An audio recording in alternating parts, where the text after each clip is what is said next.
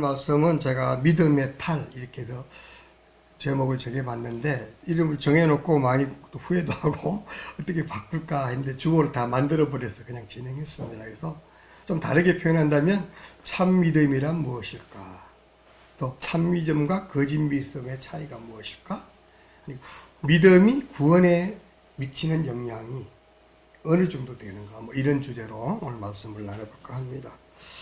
오늘 야고보서의 말씀은 야고보가 성도들에게 원했던 말씀을 이렇게 쭉 나열했는데 여기 보면 믿음의 문제가 구원에 영향을 미치는지 행함의 문제가 영향을 미치는지를 직접 다루면서 여기 보면 16절에 보면 이런 말, 15절에 보면 만일 형제나 자매가 헐벗고 너가 믿는다고 하면서 너의 형제나 자매가 헐벗고 굶주리고 일용할 양식이 없는데 당장 먹을 것도 없는데 너희 중에 누구든지 그에게 이르러 말하기를 평안히 가라, 덥게 하라, 배부르게 하라, 이렇게 좋은 말로 위로하고 힘을 준다면, 그렇게 한다면 그것이 무슨 유익이 있을까 이렇게 말하고 있어요.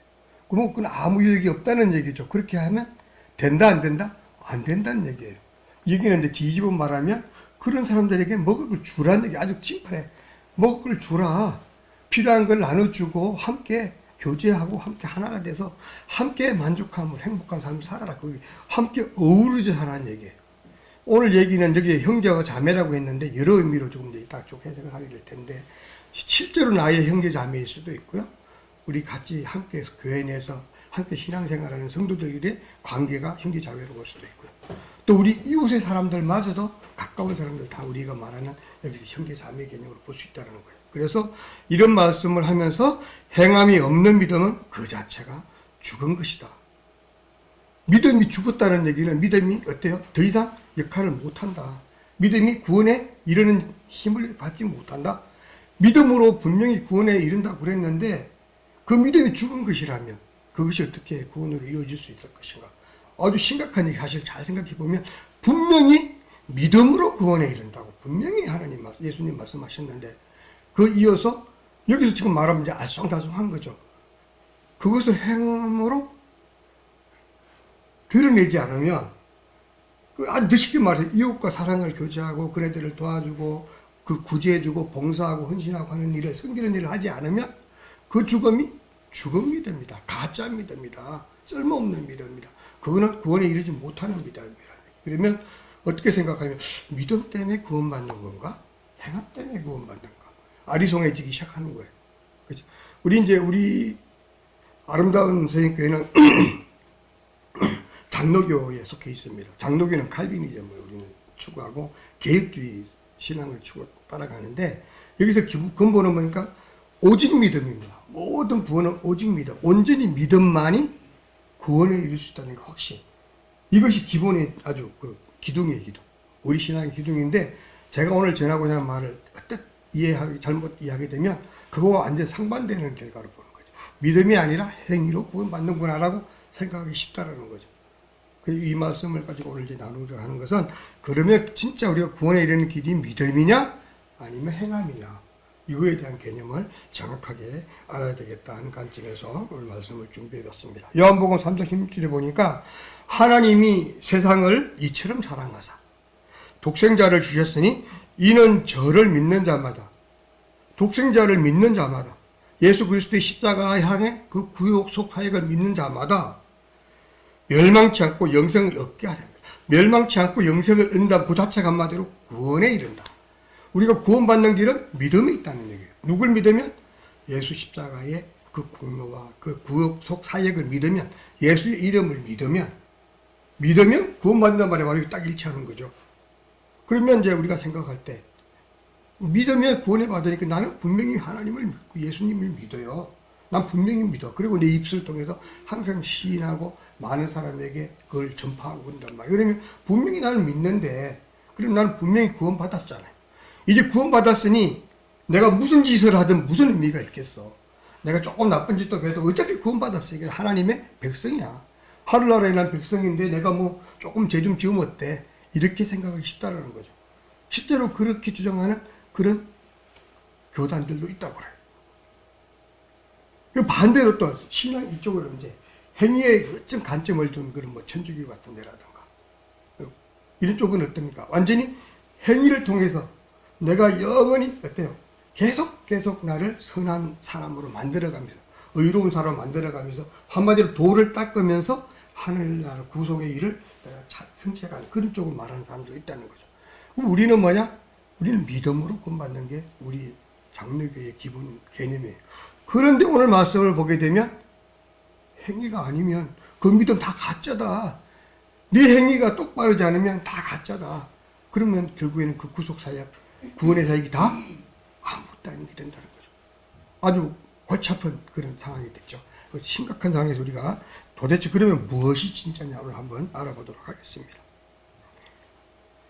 누구든지 예수님을 믿으면 구원을 받습니다. 그렇죠? 다 믿죠? 우리 다 믿습니다. 누구든지 예수를 믿으면 구원받는다. 우리 성경을 통해서 계속 듣던 말씀입니다. 그래서 우리는 구속 예수님을 믿기 때문에 이미 구속받았고 구원받았고 그래서 난 어떤 상황에서도 하나님의 자녀이고 그러니까 조금 자유롭게 살아도 되겠어. 이렇게 이제 결론을 딱 내리면 아주 편하네요. 세상 사람들과 전혀 차이 없이 살아도 전혀 마음이 거리낌이 없는 거죠. 요즘 우리 한국교회 성도들의 모습이 어쩌면 비슷한 것 같아요. 나는 어차피 주일날 열심히 하나님 아멘 아멘 하고 하나님 만나고 아멘 찬송하고 주님과 관계 형성하고 세상 나가서 조금 자유롭게 살아도 나는 어차피 구속받은 사람이고 하나님의 백성이니까 자유롭게 술도 한잔 나쁜 짓도 조금 같이 이렇게 즐겁게 가는 곳 다 가고 이렇게 산단 말이에요. 왜? 우리는 벌써 이미 믿음으로 구원받았기 때문에. 그래서 우리에게는 어쩌면 나의 행위는 구원과는 관계없다. 왜? 조금 나쁜 짓 해도 잠깐 교회 들어가서 한 1분 동안만 하나님 죄송해요 용서해 주세요 하면 끝나잖아. 회개해서. 맞나요? 갑자기 아리송해지죠. 오직 믿음만이 구원을 위한 필수 조건 절대 아니라고 볼 수 있다는 거예요. 한 번 구원받은 백성은 영원히 하나님의 백성이기 때문에 이제 우리는 죄와 죽음으로부터 자유로웠다는 거예요. 그래서 우리는 해방되었다. 이렇게 주장하는 사람들 참 많아요. 실제로 많고 본의 아니게 그렇게 생각하는 사람도 많고 또 의도적으로 그렇게 생각하는 사람도 굉장히 많이 있습니다. 그래서 한국교회에 많은 썩어가는 문제들이 아마 여기서 태동되지 않나 하는 생각도 일부분 드는 것 같아요. 그렇습니다. 오직 믿음으로 우리가 구원에 이르는 것은 맞습니다. 정답이에요. 그러나 문제는 그 믿음의 진위가 중요하다는 진위. 내가 진짜 믿고 있는 거가 중요해요. 우리가 말로 믿는다고 말하는 그게 100% 진리는 아니라는 거죠. 여러분들 어떤 사람들과 대화할 때 이 사람은 진정성이 있어. 이 사람은 진정성이 없어라고 느끼는 게 우리가 봐도 그게 되게 많이 구별되죠. 이 믿음에도 이 진정성의 차이가 있다는 거죠. 그것을 무엇으로 할 수 있나? 오늘의 말씀의 핵심. 우리 믿음의 진정성, 이것이 참 믿음인가 거짓 믿음인가를 바로 알 수 있는 방법. 그것이 바로 행위로 통해서 알 수 있다는 거예요. 그럼 결국에는 어때요? 이것이냐 저것이냐가 믿음이냐 행위냐가 아니라는 거예요. 이건 하나라는 거예요. 믿음과 행위는 하나이라면 이걸 굳이 구별해서 그렇게 해석하니까 문제가 달라지는 거지. 그러면 안 된다는 거예요. 왜 그러냐면 믿음을 통해서 행위가 나아진다는 거죠. 믿음의 씨앗을 통해서 행위의 열매가 맺어지는 거예요. 그 믿음의 근본은 뭡니까? 하나님이 값없이 우리에게 주신 그 선물, 은혜. 그 은혜가 너무너무 감격스럽고 너무너무 감사해서 어찌할 바를 모르는 우리의 그 심정, 그것이 바로 믿음의 형태로 표출되는데 그것이 뜨거울수록 하나님의 감사를 느끼는 그 사람은 그 믿음의 그 분량만큼 행위의 분량으로 나타난다는 거죠. 그래서 세상 살아가면서 불쌍한 사람들 볼 때마다 돕고 싶어지고 세상에 하나님을 알지 못하는 사람 보면 그들에게 복음을 증거하고 싶어지고 세상에 하나님을 전혀 모르는 많은 스승들을 향해서 어때요? 증거하러 나가고 전도하러 나가고 선교하러 나가고 하면서 그 행위를 통해서 믿음의 어때요? 참 모습을 드러낸다는 거죠. 그래서 그 행위의 모습을 통해서 세상 모든 사람이 저 사람은 하나님을 믿는 사람이야. 저 사람은 믿음이 굉장히 좋아. 저 사람의 믿음처럼 산다면 나도 교회 가고 싶어. 이런 심령을 드러내게 만드는 그것이 바로 내 믿음의 어때요? 증거. 내 믿음의 증거는 나의 행위로 나타난다는 거죠. 그렇게 되면 결코 그 믿음의 어때요? 모습과 믿음의 상태와 나의 행위에 어떤 드러나는 모습들이 별개의 문제가 아니고 같은 거다. 그러므로 이제는 이제 생각이 달라지는 것은 뭐냐면 그 믿음만큼 내 행위가 드러날 수 있다. 이걸 뒤집어 말하면 내 행위의 모습이 별나지 않다면, 내 행위의 모습이 하나님 모습이 아름답지 않다면, 내 행위의 모습이 뭔가 특별하지 않다면 나의 믿음 또한 똑같이 동일한 상황이다. 이렇게 되면 다시 또 심각해지기 시작해요. 그럼 내 믿음은 어떨까? 그걸 한번 점검해 보겠습니다. 믿음이란 도대체 무엇일까? 도대체 어떤 것이 믿음일까? 여러분들 믿습니다라고 엄청 막 특히 이제 우리가 부흥회 같은 거 하게 되면 아멘 하고 두 손 높이 들고 기도하고 큰 소리로 기도해서 그냥 옆에 사람들이 시끄러워서 기도 못할 정도로 막 떠들고 주여 믿습니다 하는데 그분이 꼭 딱 끝나고 바깥으로 교회 밖으로 나가는 순간 누군가가 내 신발을 갖고 갔네. 욕을 하면서 난리가 나죠. 그러니까 주야 했던 게 거기 아무 의미가 없어진 거예요. 믿습니다. 뭘 믿은 거예요 도대체? 뭘 믿은 거예요? 믿고 싶은 거지.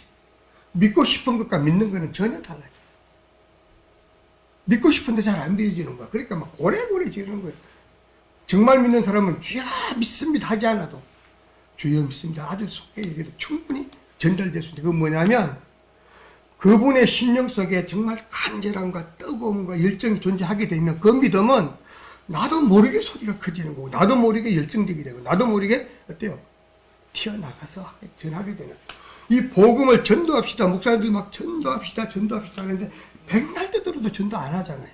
왜 그럴까요? 열정이 없기 때문에. 교회 오면 나서게 되면 열정이 사라지고 그냥 세상 가운데서 나는 어차피 구원받았으니까 자유롭게 살아야지. 그렇게 사는데 전도가 되겠습니까? 안 된다는 거죠. 이 열정은 뜨거운 마음. 그래서 개혁주의를 따르는 우리 모든 그 장로교회에서 요즘 많은 사람들이 보면 지탄을 받고 욕을 받는 게 되게 많은 게 바로 이런 부분 때문에 나는 어차피 구원받았으니까 조금 못된 짓을 해도 상황에 맞게 지혜롭게 살면 돼 라고 살아가는 모습 때문에 되려 이중성을 드러내는 모습 때문에 우리가 욕을 먹고 있다. 그래서 우리부터라도 달라져야 되겠다. 그래서 믿음 외의 행위는 아무런 문제가 없다는 생각을 이제는 적어버리고 믿음이 곧 행위다라는 관점으로 이제 바꿔서 내 행위를 통해서 내 믿음을 좀 드러내는 삶으로 변화되는 그런 성도 여러분이 됐으면 좋겠습니다. 그렇지만 성도 행위는 은혜와 믿음의 기초를 두게 됩니다. 우리의 성도들이 하는 모든 행위들, 삶의 모습들은 나의 은혜, 하나님으로부터 받은 나의 은혜, 그것이 크면 클수록 내 행위가 어때요? 달라진다는 거죠. 믿음의 행위가 이루어진다는 거고. 또 내가 갖고 있는 참 믿음의 분량이 크면 클수록 내 행위의 모습이 믿음의 모습으로 변한다는 것입니다. 그래서 참된 믿음은 우리를 선한 행위로 이끈다.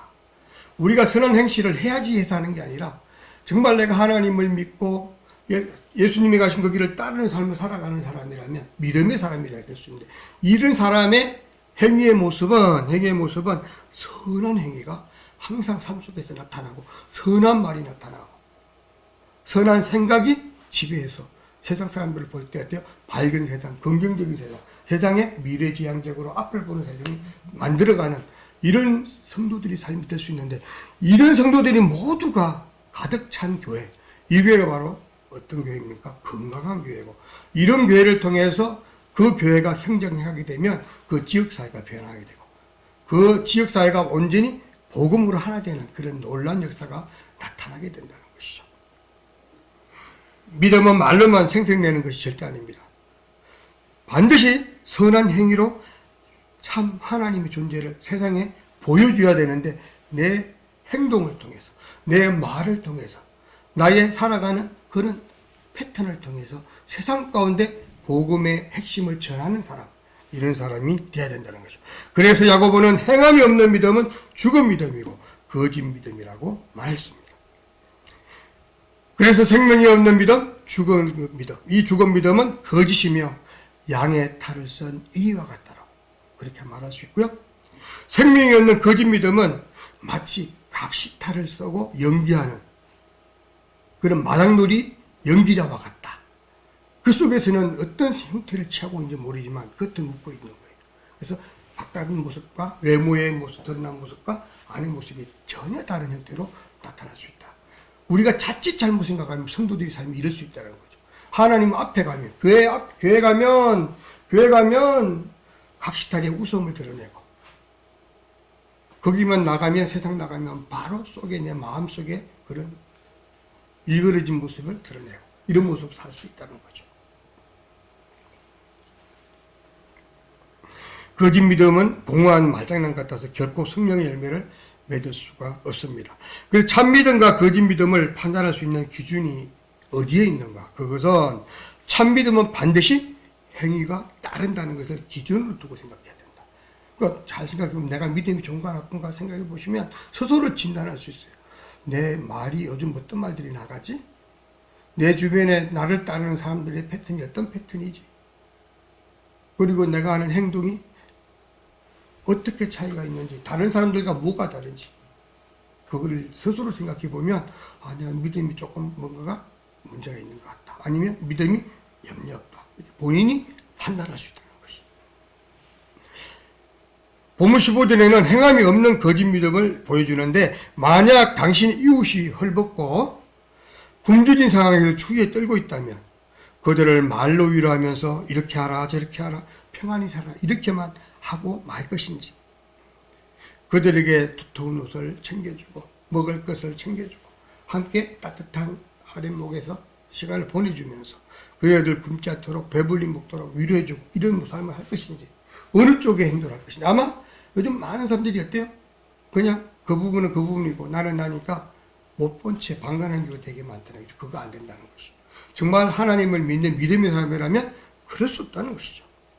입으로만 말하는 것은 결코 유익하지 않다. 오늘 말씀의 핵심 내용입니다. 아무 소용이 없다는 것이죠. 반드시 믿음의 사람은 믿음의 그 생각들과 믿음의 그 결과를 행동으로 실천함으로 삶의 변화를 추구하는 사람, 그게 믿음의 사람이라는 거예요. 그러면 믿음은 철저하게 행위와 직결되고, 믿음이 행위에 직결되는 그 사람의 그 믿음, 그 모습을 통해서 하나님으로부터 인정받는 믿음의 사람이 되므로 구속에 속한 그런 우리가 상도가 될 수 있다는 거죠. 자신은 넉넉하고 풍성한 곳에 살아가면서 유세의 고통과 굶주림을 외면하고 아무 도움을 주지 않는 성도, 이런 사람도 이기적인 성도들, 이런 모습들은 어때요? 주님이 결코 좋아하지 않는다라고 생각하시면 돼요. 우리에게는 참믿음의 흔적은 볼 수가 없는데 어떻게 속으로 갈 수 있을까요? 내가 아무리 생각해도 믿음의 사람이라고 볼 수 없는데 세상 가운데 딱 들어가면 전혀 차이가 없어요. 저도 직장생활 할 때 보면 가장 악랄하고 가장 말로만 욕하고 막 아주 좀 그런 그 이사가 한 분이 있었는데, 나중에 어느 날 갑자기 알고 봤더니 술도 막 고래고래 먹고 남들에게 막 이렇게 술 먹이고 이런 강제로 먹이고 이런, 분명히 그런 분이었는데 알고 봤더니 장로님이더라고. 깜짝 놀랐어요. 어느 날 갑자기 어느 교회 장로님, 그것도 꽤 큰 교회 장로님인데 평소의 삶으로는 전혀 알 수 없었어. 전혀 알 수 없었어. 정말 우연한 기회에 알았더니 장로님이에요. 그 마음속에 오는, 그래? 그럼 그 인격이 다 무너져 보이는 거야. 그래, 저 사람은 그래. 그 속에는 믿음의 존재가 있는지 없는지 제가 확신할 수는 없지만 좀 쉽지 않은 것 같아요. 왜냐하면 믿음과 행위는 일치해야 된다는 거예요. 내가 믿는 만큼 내 행위를 통해서 믿음의 분량이 드러났을 때 그 믿음이 하나님부터 칭찬받고 인정받는 믿음이 될 수 있다. 마치 하이탈을 쏘고 공인하는 광대와 같다고 그랬죠. 그렇죠. 밖에 보여지는 것은 화려한 모습, 아름다운 모습, 선한 모습으로 하는 미소를 예쁘게 보여주지만 그 속에는 어떤 사고가 없는지 모른다는 거죠. 연기자의 모습이 바로 그런 것이죠. 어떤 연기자들은 어때요? 할아버지가 돌아가셔서 막 속은 울고 있는데 연기하는 사람도 있다고 그러잖아요. 바로 이런 모습들, 연기자의 모습과 같다. 우리가 이렇게 믿음을 연기하고 살아서는 안 된다는 거죠. 참 믿음은 반드시 행실이 따라야 하는데, 그 이유는 하나님의 은혜로 구원받은 성도는 그 은혜에 감동해서 정말 우러나서 그 모든 행실이 하나님 뜻에 순종할 수밖에 없는 그런 상태가 되고요. 그거는 자연스럽게 된다는 거예요. 내가 노력해서 되는 게 아니라 하나님이 나에게 선물로 구원의 선물을 주셨을 때 믿음을 통해서 주시는데 그 믿음을 선물로 받은 사람은 그 믿음의 열정, 감사함으로 그 은혜로 인해서 나도 모르게 자꾸 가서 뭔가 북받치고 우러나는 그런 하고 싶은 열정이 생겨지고 그로 인해서 생각이 달라지고 이전의 모든 것들을 내가 그냥 배설물처럼 버리게 되고 새로운 하나님의 길을 내가 찾아가는 거기서 기쁨을 누리는 사람으로 변화된다는 거죠. 그래서 변화된 사람이냐 아니냐의 문제는 바로 믿음에 있고 그의 차이가 된다는 것이죠. 그래서 우리의 행실을 한번 돌아볼 필요가 있는데 나는 하나님의 은혜에 감동하여 복음에 순종하는 삶을 살고 있는가 한번 생각해 보십시오. 우리 삶이 얼마나 삐뚤어져 있는가 한번 잘 생각해 보십시오. 아니면 내가 정말 정직하게 날마다 주님과 동행하면서 하나님의 말씀을 묵상하고 내가 어려움이 있을 때, 신나는 일이 있을 때, 좋은 일이 있을 때, 즐거운 일이 있을 때 하나님과 대화 나누면서 하나님 이래서 감사해요. 하나님 이래서 고마워요. 하나님 이거 저한테 좀 도와주시면 안 되나요? 제가 지금 이런 상황인데 너무너무 힘들어요. 하나님 도와주세요. 이렇게 대화 나누면서 하나님과 늘 동행하는 삶을 살아가는 사람인지 아니면 교회만 싹 벗어나면 이 모든 걸 잊고 그냥 세상 가운데서 마음껏 자유를 누리면서 행복하게 세상 가운데서 행복하게 그렇게 살아가는 사람인지 한번 잘 생각해 보시면 나의 신앙의 상태, 나의 믿음의 상태를 알 수 있다는 것이죠. 어느 쪽에 내가 속해 있는가 진지하게 생각해 보시면서 가능하면 나의 모든 신앙의 마음의 포커스를 십자가로 모아줘. 예수님으로 모아서 예수님만 바라며 살아가는, 예수님만 바라보며 살아가는, 예수님이 가자 하면 가고 가지 말라 하면 가지 않고 하나님이 또 예수님을 통해서 이리 가라면 이리 가고 저리 가라면 저리 가는 그런 삶을 살아가는지를 생각해 보십시오. 그래서 할 수만 있다면 하나님의 뜻에 순종하는 사람이 되면 저절로 나의 행실과 나의 행위가 변하고 그 모습을 통해서 내 삶의 모습을 통해서 살아계신 하나님의 복음을 세상에 보여준다. 하나님의 존재를 나를 통해서 보여주는 존재. 그런 사람이 될 수가 있다는 것입니다. 그래서 날마다 우리가 주님께 무릎 꿇게 되고 나의 죄를 회개하게 되고 나의 나약함과 나의 아무것도 아닌 존재임을 티끌만큼 못한 나의 존재를 주님께 드러내고 그것을 시인하며 고백하면서 주님 저는 이런 존재밖에 안 되니까 저는 아무것도 할 수 없습니다. 주님이 나와 함께 주셔서 제 삶을 통하여 하나님 원하는 그 길을 주님께서 만들어 주십시오라고 기도하는 그런 삶에 살아가는 그런 성도가 되어야 될 것 같아요. 그게 바로 참 믿음의 사람입니다. 이런 믿음을 우리가 정말 내 믿음이 정말 난 믿어 하나님 믿어 그런데 내 행위가 따르지 못해. 이거는 물론 정말 의지는 그러고 싶은데 나의 나약한 내 자신의 능력 때문에 못할 수 있다는 거죠. 그래서 항상 실수하고 난 다음에 또 후회하게 되고 그래서 회개하게 되죠. 이런 사람이 믿음이 있는 사람인가 없는 사람이 믿음이 있다고 생각해요. 자꾸 나의 나약함과 잘못된가 나 실수를 깨닫고 주님께 고백하면서 새롭게 돌이키는 사람. 우리는 완벽하지 않아서 처음에 이 각오를 끝까지 가지 못해. 자꾸 무너지고 쓰러지고 넘어진단 말이야. 이럴 때마다 새롭게 회복하고 새롭게 돌이키사 주님께 나를 내어놓고 나가는 삶. 이게 바로 믿음의 삶이 될 수 있다는 거예요. 그 첫 번째는 우리 생활 속에서 참 믿음은 어떻게 나타날까? 참 믿음의 증거는 가난한 이웃을 돕고 사랑의 교제를 나눌 때 그 나의 그런 모습을 통해서 믿음의 실체가 세상에 드러난다는 거예요. 하나님께서 우리에게 주신 계명 중에 가장 큰 계명이 사랑의 계명인데 내 마음을 다하여 목숨을 다하여 힘을 다하여 뜻을 다하여 그리고 주 너의 하나님을 사랑하고 내 이웃을 내 몸과 같이 사랑하라고 말할 것이죠. 이 말씀은 모세에게 주신 하나님의 10계명, 10개 계명, 이 계명의 내용을 어때요? 함축한 내용이에요. 그죠? 그래서 이 계명이야말로 첫 번째 되는 계명이라고 예수님께서 말씀하셨죠.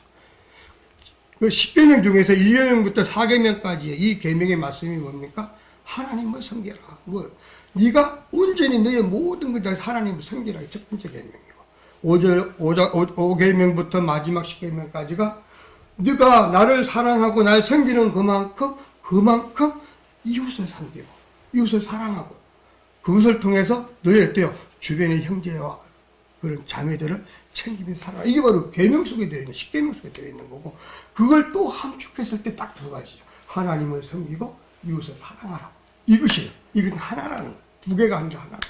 네가 하나님을 섬기고 사랑해야 되는데 하나님이 보이지 않으니까 그걸 어떻게 할 수 있냐? 세상 사람들에게, 이웃에게 네가 하는 사랑의 모습, 그것을 보고 하나님께서 그래, 네가 나를 참 사랑하는구나 라고 알겠다라는 약속의 말씀이에요. 놀라운 말씀이에요. 내가 이웃에게 전하는 그 사랑의 모습, 내가 세상 가운데서 실천하는 내 행위의 모습, 이것을 보고 그 모습이 바로 하나님이 나에게 하는 모습이구나 라고 인정해 주겠다는 약속의 말씀이에요. 이게 바로 십계명이고 오늘 말씀하시는 계명이라는 첫 번째 계명, 황금률이라고 하죠. 황금률. 우리의 도움이 필요한 사람에게 우리의 정말 도움을 나눠줘야 되는데, 그러면 우리 이웃, 어떤 사람들이 우리의 이웃일까요? 다 이웃이죠, 주변의 사람들. 그러나 무엇보다 중요한 것은 우리와 함께하는 성도들, 이웃이. 성도들과 사랑을 나눠야 돼요. 그래서 우리 교회에서 만났을 때 진짜 한 가족처럼 서로가. 우리 아름다운 성교회 정말 아름답잖아요. 예배 마치고 함께 식사 같이 하면서 진짜 가족처럼 이렇게 나누는 이런 모습이 하나님 보시기에 너무 아름다울까, 얼마나 아름다울까, 그런 생각이 듭니다. 그리고 우리 세상에 나가면 이웃들, 우리 이웃인데, 그런 모든 사람에게 가장 중요한 이웃은 개념은 뭐냐면 나의 도움을 필요로 하는 사람들, 그 사람들이 곧 이웃이라는 거예요. 그들에게 나의 마음을 열고 내가 할 수 있는 모든 것을 그들과 함께 나눌 때, 그럴 때 내 믿음의 모습이 그런 행위를 통해서 세상에 드러나고, 세상에만 드러나는 것이 아니라 하나님 보시기에도 믿음의 사람이구나, 내가 정말로 나를 섬기는구나 라고 인정해 주겠다라는 것이죠. 그 믿음이 그러면 도대체 어떤 때에 나타날까요? 절 주위에 헐벗고 굶주린 이웃에게 사랑의 손길이 증거될 수 있다는 것이죠. 주변에 이제는 그냥 보지 마십시오. 보십시오. 좀 눈을 좀 이렇게 잘 이렇게 씻고 내 도움이 필요한 사람이 누굴까? 보게 되면 길거리에 휴지 줍는 할아버지 할머니다. 리아카 끌고 진짜 위험하게 두고 막 넓은 길을 건너는 그런 분들 보면 정말 그분들 정말 하루 종일 모아가지고 모았고 뭐 5,000원, 2,000원 이렇게 받고 하루 일당이 전부 그걸로 먹고 살고 있단 말이에요. 그분들에게 이 추운 겨울에 내가 어떻게 도움을 줄 수 있을까? 한번 고민해 보는 거 굉장히 필요하다고 생각해요. 저 같은 경우는 이제 학교에서 학생들 가르치면 평소는 몰라요. 강의만 할 때 모르는데 애들 한 명 한 명 만나서 상담하다 보면 다 아픈 곳이 있어. 어떤 아이는 부모가 다 돌아가시고 고아인 학생들도 있고요. 어떤 학생들은 시골에 부모님이 계신데 너무너무 가난해서 등록금도 겨우 하는 그런 아이들도 있고, 거의 아침 점심을 굶고 사는 아이들이 대부분이에요. 요즘 대학생들이. 저는 그네들 볼 때마다 너무너무 많이 아픈데 정말로 그래요. 그래서 전 애들 꼭 오면은 내가 반드시 라면 식사했니? 막 100%안 먹었어. 근데 라면 끓여주고 그렇게 하는데 정말 생각보다 훨씬 많아요. 우리 주변에 굶은 사람들 생각보다 너무 많고 진짜 힘든 사람들이 너무 많은데 드러나지 않아. 그 자존심 때문에 표현을 안 해. 표출을 안 해. 여러분들 가까이 관심 가지고 다가가게 되면 우리 주변에 정말 우리 크리스찬들의 도움이 필요한 그런 이웃들이 너무나 많고 그들을 위해서 사랑을 나누는 그런 삶을 살아야 되겠습니다. 사람을 돕지 아니하고 빠져나간다면 이런 믿음은 죽은 믿음이라고 말하는 거예요. 그래서 믿는 성도에게 관심을 가져야 되고 믿지 않는 성도에게도 세상 사람이 관심 가져야 되고 무엇보다 우리 믿는 사람에게 먼저 가까운 사람부터 챙길 때 그게 다 가능하다는 거예요. 내 형제 자매를 챙기지 않으면서 이웃집 형제 자매를 챙긴다는 거는 그거는 어부성설이죠. 말도 안 돼요. 내 아이들부터 챙기고 내 동생들, 내 형들, 내 가족부터 챙기고 내 성도들부터 가까운 성도부터 챙기고 이렇게 하면 내 친구들부터 챙기면 그 다음에 남는 사람으로 이웃을 챙기면 되는 거예요. 너무 처음부터 자기 주변은 전혀 무시하면서 그냥 세상 일만 한다고 내가 헌신하니까 가족도 헌신해야 돼. 그건 말도 안 돼. 내가 헌신하는 거지 가족이 헌신하는 게 아니거든.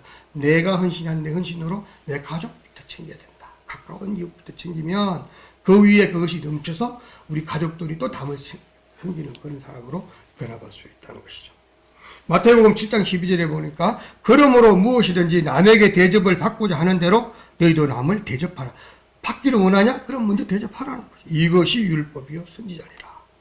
갈라디아서 6장 10절에 보니까 그러므로 우리는 귀에 있는 대로 모든 이에게 착한 일을 하되 더욱더 믿음의 가정들에게 하라.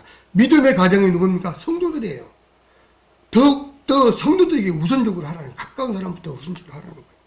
요한일서 3장 14절에 보니까 우리가 형제를 사랑함으로 사망에서 옮겨 생명으로 들어간 줄을 알거니와 사랑치 아니한 자는 사망에 들어가리라. 사랑치 않는 자, 사랑을 나누지 않는 자, 사랑으로 베풀지 않는 자, 사랑으로 교제하지 않는 자, 사랑으로 감싸지 않는 자는 어때요? 어디로 간다고요? 사망. 구원에 이르지 못한다는 거예요. 그러면 결국에는 어때요? 이 행위가 구원과 연결이 있다는 거죠. 무슨 얘기냐면 믿음의 모습이 행위로 드러나기 때문에 결국에는 이 행위는 곧 믿음이라는 얘기예요. 별거 떼서볼 게 아니라 같은 하나다. 이 믿음은 곧 행위로 드러나는 거고 감남에 의해서 감나는 거예요. 그런 거예요. 그래서 이 행위를 통해서 내 믿음이 인정을 받게 되고 증거가 되고 그로 인해서 내가 구원을 받는다. 내가 이걸 하지 않으면, 돕지 않으면, 사랑을 나누지 않으면, 이웃을 위해서 내가 내 몸과 사랑하지 않으면 너 그 믿음은 가짜야. 하이탈을 쓴 연기자와 같은 거야. 그래서 믿음이 타냐고 제가 제목을 정해봤죠. 그래서 이런 믿음이 탈에 빠지지 말아야 된다는 거죠. 우리가 정말 믿는다면 하나님 너무 감사해서 정말 내 모든 것들에서 어때요? 하나님의 자녀들을 내가 섬기는 일을 해야 된다. 그런 말입니다. 주원받은 증거가 바로 형제 자매를 사랑하는 것이고요. 그리스도 안에서 하는 행위. 이 모든 행위들은 반드시 그리스도 안에서 하는 거고 그리스도의 선물, 구원의 선물, 거기에 감사하는 간격으로 해야 되는 것이라는 거죠.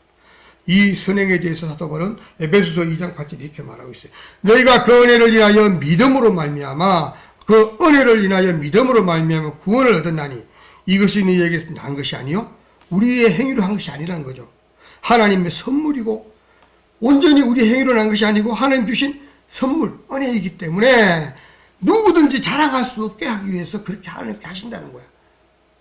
그래서 행위를 해서 구원받기를 노력하는 게 아니라 내가 구원받았기 때문에 너무 감격해서 놀라운 그 사랑에 내가 너무나 뜨거운 그런 감정으로 내가 그때 베풀 수밖에 없는 그런 상황으로 그걸 이루어야 된다는 거죠. 그래서 그의 만드신 바 그리스도 예수 안에서 선한 일을 위하여 지으심을 받은 자다. 우리가 하나님의 그런 선한 일을 위해서 우리를 지원받았기 때문에 우리 목적이 바로 그렇게 하는 거라는 거예요.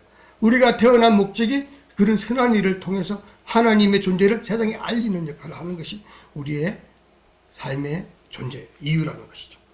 그래서 이 일은 하나님이 전에 예비하사 우리로 그 가운데서 행하게 하려 하십니다. 이미 우리를 예비해서 우리를 선택했고 우리에게 믿음을 불어넣어 주셨고 우리의 구원의 길을 인도해 주셔서 그 우리의 그런 행위, 그런 선한 행실을 통해서 세상에 하나님의 보이지 않는 존재를 세상에 보이도록 만들어주는 존재가 나라는 거죠. 그럼 엄청 중요한 역할이에요. 그냥 내가 아니라 나를 통해서 세상 사람들이 하나님을 보도록 하는 거야. 나의 행실을 통해서 하나님의 존재를 세상 사람들이 깨닫게 해야 돼. 그러면 내가 보통으로 살아서는 안 된다는 거예요. 바울은 우리의 구원이 하나님의 선물이라고 강조하고 우리의 행위와는 아무런 상관이 없으며 예수님을 통해 값없이 주신 선물이라고 말하고 있습니다. 그래서 우리가 이처럼 구원받고 그리스도 안에서 새로운 피조물이 되었다면 이제 시편 기자의 말대로 그 은혜를 무엇으로 보답할까? 그런 간절하고 애절한 뜨거운 열정으로 복음을 전가하면서 그냥 복음을 전가하는 것보다 더 중요한 것은 복음을 실천하면서 행위의 모습으로 하나님의 그 존재를 세상에 보이는 그런 삶이 되어야 될 것 같습니다. 우리는 때로는 어떤 일방적으로 믿을 때가 있어요. 그래서 내가 유익할 때만 하나님을 인정하고 내가 불리하고 어떤 내가 기도 막혔는데 기도가 응답이 안 돼. 하나님이 요거는 조금 아닌 것 같아. 요거는 나를 하나님 인정한 것 같아. 내가 판단하기 되게 쉬워요. 그거 아무 관계 없어요. 하나님의 뜻은 내가 기도해 준 걸 100% 들어주고 안 들어주고 있는 게 아니에요. 내가 하나님의 뜻에 맞춰 살아가고 있는 거 아닌가 중요하다는 거예요. 그래서 믿음은 항상 하나님과의 관계가 친밀한 관계가 이루어져야 돼요. 그 믿음의 참 우리가 지켜나가는 모습 첫 번째가 하나님과의 친밀한 관계. 그건 어떤 모습입니까? 예배에 열심히 참석하고 성경 말씀 열심히 읽고 그걸 항상 묵상하고 외우고 그걸 세상에 전파하고 말씀대로 살려고 노력하는 것. 이게 바로 하나님과의 친밀한 관계이고, 그래서 그 하나님을 내 가슴에 깊이 간직하고 그분이 가라면 가고 가지 말라면 가지 않는 삶을 살아가는, 이것이 바로 하나님과의 친밀한 관계로 살아가는 것이다. 두 번째는 믿음은 하나님 품 안으로 들어가는 거예요.